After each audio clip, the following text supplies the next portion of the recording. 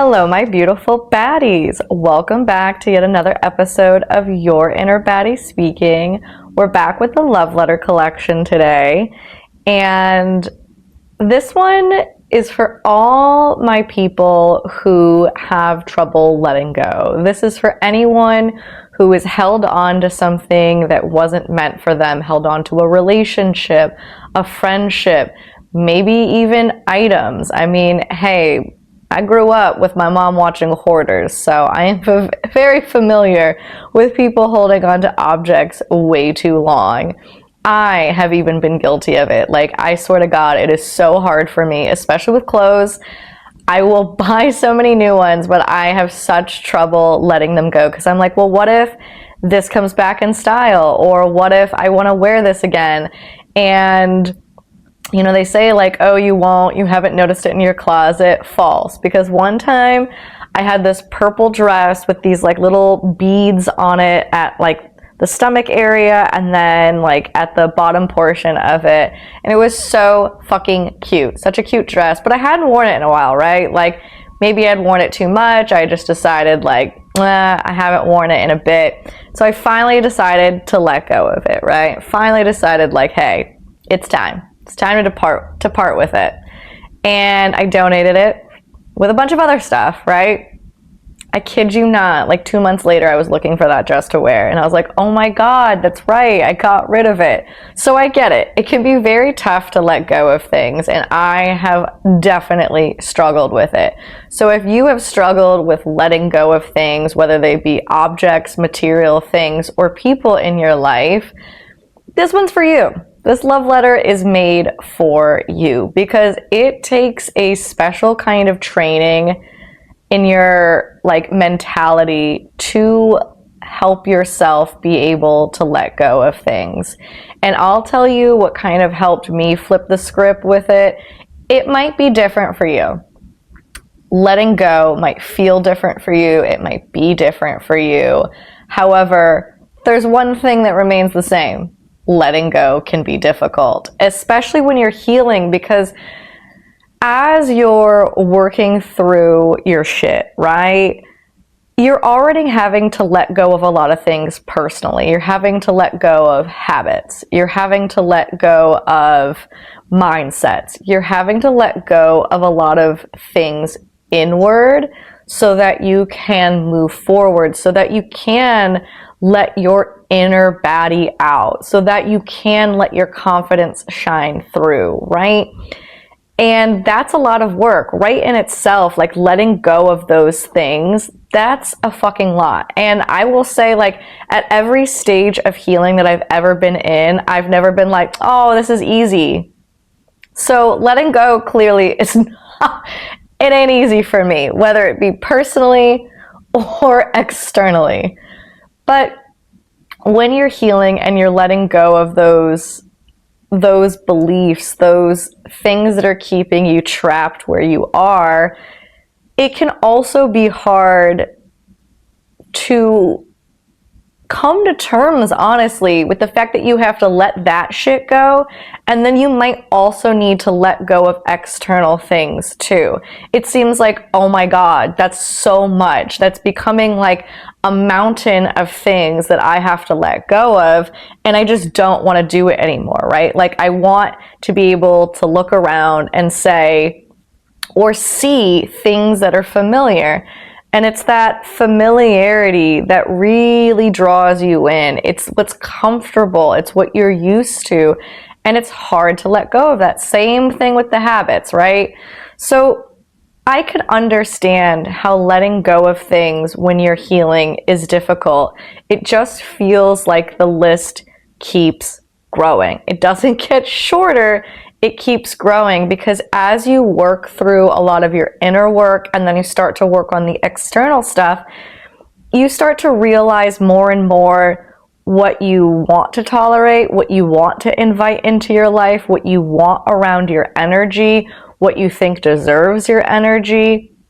You also might shift into, I'm not really in that phase anymore. I want to be surrounded by different quality of things.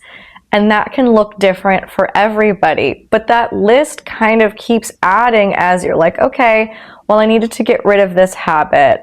And then I needed to get rid of this belief. And then I needed to let go of these material things that didn't fit with me anymore. And then I needed to let go of that friend who wasn't really being a good friend to me, and I didn't see it until I healed from these things. So as the list grows, it can feel like you're letting go of a lot. You're letting go of potentially past versions of you. You're letting go of baggage. You're letting go of a lot. And when that bleeds into that external, that's when it really hits. Because I'll tell you, like, it's one thing to let go of a habit that you've been having because it's a self-destructive behavior. Like, let's name one that I had to go through. I had to undo learning from my childhood the silent treatment. I always hated it done to me. It's not something that I liked, but it was something that I was almost taught because of how many times it was done to me. And that was a habit that I saw bleed into my life in general. I saw it bleed into any time I was uncomfortable, anytime I couldn't voice what was going on in my head, anytime I didn't want to deal with confrontation, anytime I was in a relationship and I felt cornered. Silent treatment, right? Not good. Doesn't get you anywhere. Can promise you that. Does not get you anywhere. But yet, something that I disliked, I had adopted and was actually doing in my day-to-day. Maybe not day-to-day, all right? That's a lot. I was doing it enough that I knew I needed to unlearn it. So I had to let go of that to adopt new behaviors so that I could communicate strongly, so that I could communicate at all. I mean, honestly, I had to let go of that to be able to adopt better behaviors so that I could communicate, so that I could move forward, so that I could be more confident using my voice, essentially.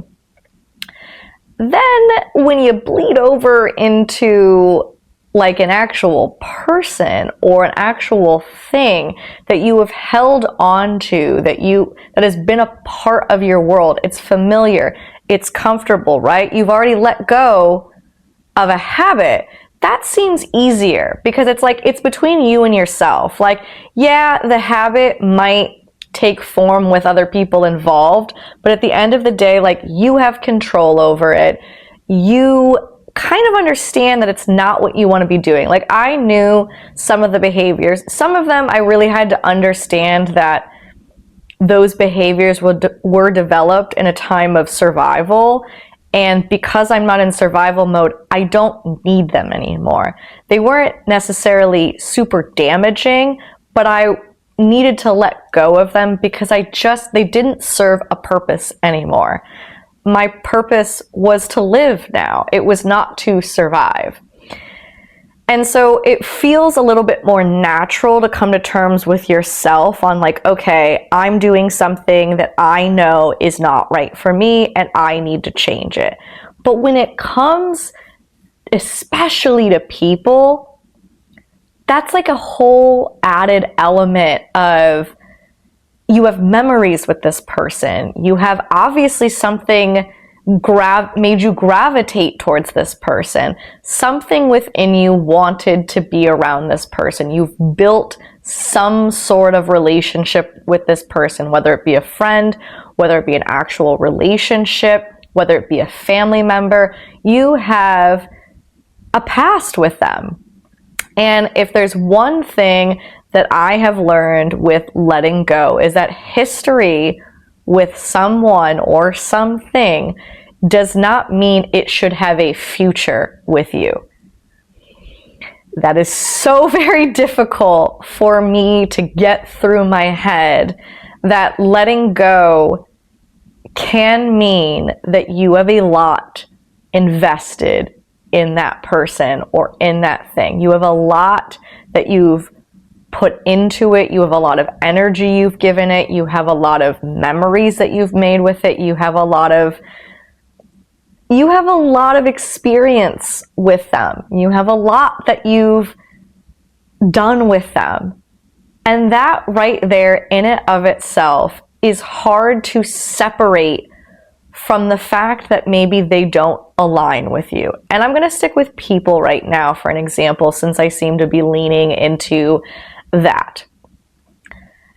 When you have memories and history with somebody, you can't always see, and it clouds your judgment on what is actually happening. It can be very hard to be objective about something that you automatically will have a bias towards. If someone's in your life for a long period of time, or even a few months, you have built something enough to want to protect it, to want to keep it, right? You didn't invite it into your life for no reason. You want to keep it around. You want to keep them around. But if there's anything I've learned with therapy, if there's anything I've learned with healing, is that the reality of what somebody is reciprocating can be very different than the rose-colored glasses that you have on when you look back at your memories, at the history that you have with that person. Like, I have looked back on friendships or relationships that I have decided to let go of with rose-colored glasses and been like, like, I liked having them in my life at one point. Like, maybe I'd like to have them in my life again. Maybe I'd like to reintroduce them. And then I have to remember the reality of it. And the reality of who they were and how they treated me, how they moved, how they respected or disrespected me. And when you look at the facts, not the emotions, you start to realize, yeah, okay, that's why I let them go, or that's why I need to let them go. Like, I'll never forget honestly in all of the relationships, but I remember like specific ones that my mom gave me this advice of is, while you're sitting in the thick of the separation from them, when all of a sudden you can start seeing things for what they were and what their behavior was like, you can sit there, and she has encouraged me, write down all of the reasons why you do not want this person in your life anymore. Because she's like, I guarantee there's going to be a time where you end up looking at it for what it wasn't. You're going to look at it for the good things that happened, for the things that attracted you to them in the first place. Essentially, those rose-colored glasses. You're going to look at it through a different lens, and you're only going to be able to remember, or only want to remember, the good stuff. So to look back at a list that clearly defines line by line, and we're not talking, oh, he made me feel, or she made me feel, or they made me feel. No. It's, they disrespected me. They did this to me. This happened. This went wrong. And so when you have a list of facts in front of you and shit that went down, it's very hard to look at through that rose-colored lens when you can see very clearly that list of, that's exactly why I needed to let them go. And it's hard, right? It's hard to write down objectively why you should not be around this person anymore, because you want to remember the good stuff. You want to believe that you didn't invite somebody or something into your life that wasn't good for you. Nobody wants to admit that. And maybe that's like the first step of why letting go is so difficult, is because you don't want to admit it in the first place. Like, I have never wanted to admit that a friend did me wrong. I had never wanted to admit that a boyfriend wasn't worth my time. I've never wanted to admit that, because then I have to admit that, like, I chose them. I wanted this. I wanted that person to be my friend. I allowed this behavior. I allowed them to be rude to me. I allowed them to disrespect me. I allowed them to treat me poorly. There's a lot in admitting it. And I think that's why part of like the letting go of your own behaviors and habits is a little bit easier, because you only have to admit that with yourself. Like, okay, I'm fucking with me, so let me stop that. But when you have somebody else, it's like, well, I let them. I invited them in. Because with you, it's like, okay, I learned this from somebody, or I didn't know any better, or I didn't really realize that it wasn't serving me, and I can now change up my behavior, right? I didn't necessarily choose this behavior, unless maybe it's like a survival, something that you picked up to survive. But in any case, you can justify it with why, right? With somebody else in your life, you can't always justify it, because you're like, well, I didn't really have a reason for letting them in. I just let them in. Like, I liked their vibe, or I liked them at some point, and I let them in. And then once I let them in, I didn't cut it off probably when I needed to. Because a lot of the times when you're letting go of somebody or something, you realize real quick when you finally admit it that you should have stopped having them in your energy, around you, or just in your presence a long time ago. Now suddenly you're here being like, fuck, I gotta admit it, and that I gotta realize that I should have done this a long time ago, that I shouldn't have let it get to this point, or I shouldn't have had to come to this realization. But I'm gonna say, here's where you stop and give yourself some grace.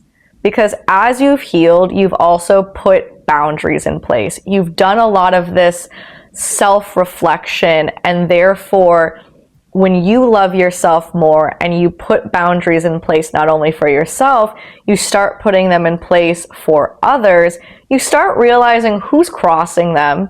You start realizing, oh shit, I should have had this boundary in place a long time ago. But now that you've established this, you can recognize a lot easier that somebody isn't good for you, isn't meant to be in your space, isn't worthy of your energy. And it's easy to say like, hey, I should have known, but I also didn't have those boundaries in place. I needed to heal. You needed to heal so that you could get to a place where you stood on business. And now people can't walk all over you. People can't do this. It's like with people pleasing. Fuck. If I would have realized a long time ago that I should have cut certain people out, but I was people pleasing with them and kept them around, but also I didn't heal from my people pleasing. So how would I have known? I didn't know at the time that I was people pleasing. I thought I was just being a good friend, but it turns out I was people pleasing quite a bit and making them feel okay and not paying attention to me. So there are so many levels as to how it's difficult to come to terms with letting go of something. So give yourself grace that you haven't always been in a space to recognize the facts over all that history, right? And I think once you push past admitting it, then the execution is difficult. Like, it's one thing to recognize it, and then it's another thing to be like, now I gotta stand on that. I gotta act on that. I have to actually let them go. I have to keep my boundaries high and stand on not texting back or not entertaining those hangouts or letting them know that they're no longer a part of my life. Whatever feels comfortable for you, however you want to let them out of your life, do that. But whatever it is, it's difficult, right? It's like, for me, it feels like confrontation, and I hate confrontation. It's why I probably adopted the silent treatment, because I fucking hate it, right? It gets difficult. It's difficult to make that step. And then once you make that step, it's like, oh fuck, what did I do? And for that brief period of acting on it and then having it out of your life, it can feel still like you made the wrong decision, because the right thing for you does not always feel right. Because again, that's when the rose-colored glasses really hit hard. After you've acted on it, it's almost like you go backwards and you're like, well, we had these good times. Well, they did do this for me. Or, well, I liked somewhat of what we had. And you start to kind of want to waffle on your decision. There's that, I'm gonna call it the waffle period. Like, it's like the, I don't want to admit it, shit, I've admitted it, fuck, now I gotta act on it, and damn it, now I want to waffle. Which now I kind of want some waffles. Anyways, but waffling on it, it's so easy to be like, let me walk that decision back. Because you realize also you got a limited period of time where you probably could walk it back. Well, they'll forgive you, or you can, hash it out and be good, right? You want to make it through that waffling period, because I guarantee you on the other side of it, when you give it that space, all of a sudden you really do see that shit for what it was. And you're like, damn, I really was right to leave them alone. I really was right to restrict access and make sure that they don't get my energy. They don't get to be in my space anymore. All of that. And so learning all of that, it was so difficult for me. I definitely come from a position of, especially with people, I don't want to let them go. I feel like I invited them into my life and I don't want them to leave. I want them to stay. I want everyone to stay. I picked you for a reason, right? Fuck, why couldn't you have been good enough to me so that I could have kept you, right? That's the shit that goes through my head.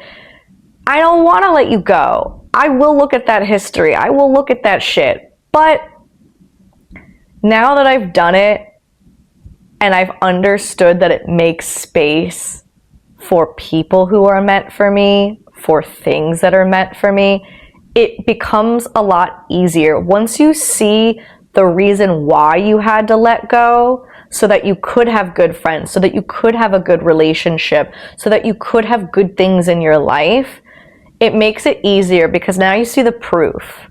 You understand what's going to come afterwards, and it makes it a hell of a lot easier to do the decisions that you need to make now, because you know what's going to come. So this is the love letter that I wrote to myself about learning how to let go.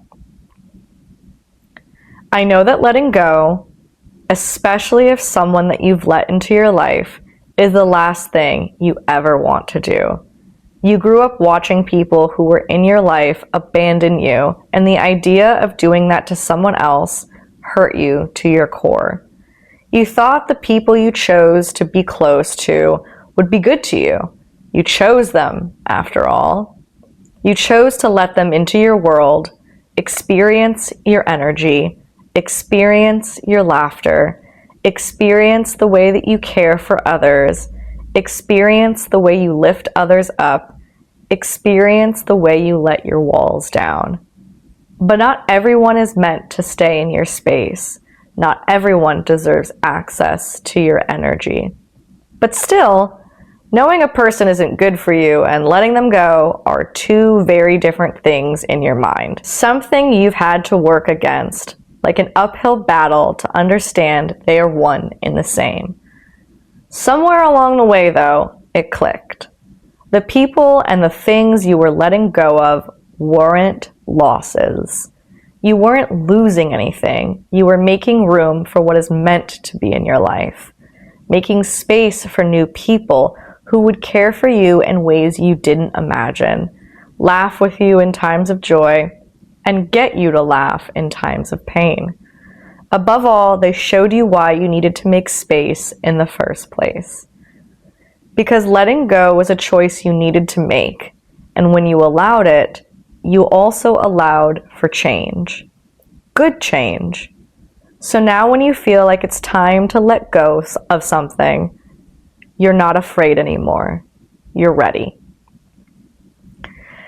And that is like coming from the queen of not wanting to let go. Like now I feel ready. Not that I want to. Like I'm not saying this in the sense of I wrote this love letter and now it's so easy peasy for me to dispose of people and things.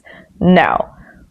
I'm more choosy with who and what I let into my life, and therefore there's going to be less to let go of because I'm a little bit more discerning from the jump rather than letting everybody in. However, just because I'm more discerning and I'm a little bit more aware of who I let into my life does not mean that I can control what they do, how they move, and how they act towards me. Just because I can see the good in someone does not mean that they will be good to me. So just remember that as you heal, it can get very difficult to see that you need to let go of things. But it's so very rewarding when you receive the new things that come into you because you upheld your boundaries, because you upheld the respect and love for yourself. Therefore, naturally, the people who are coming in are going to be more in alignment with you. But give yourself grace if you find that even after you feel like you've healed from something and you've let go of certain people and things that were not in alignment with you, that sometimes there will still be something that slips through the cracks and disrupts your peace. And it's very important that you understand and be ready for the fact that it might happen again. You might have to let go of something again. And it doesn't have to be dramatic. Like, I think of letting go as also letting go of things that aren't meant for me. When I talk about material things, I can mean like my wardrobe. I remember post-divorce, I bought a lot of new clothes because the clothes in my closet no longer aligned with me. They didn't feel like me. They didn't feel good on me. It just wasn't a reflection of who I was. And so, yeah, I introduced new because I wanted to let go of the old. Sometimes it feels very good to let go of something because you just realize it's time. And it's lower stakes things, right?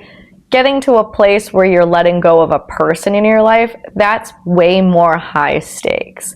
But give yourself grace throughout all of it, and maybe one day you will be ready to let go. All right, guys, say it with me. I'm a fucking baddie. All right, love y'all till next time.